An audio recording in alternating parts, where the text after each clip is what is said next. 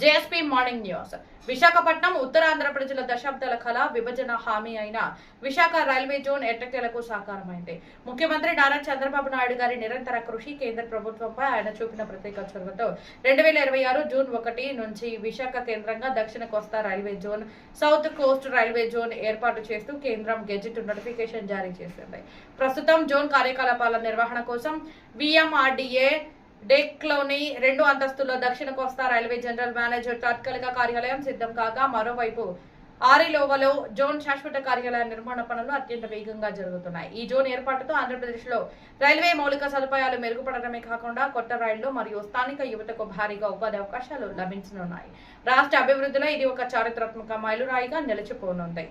JSP morning news.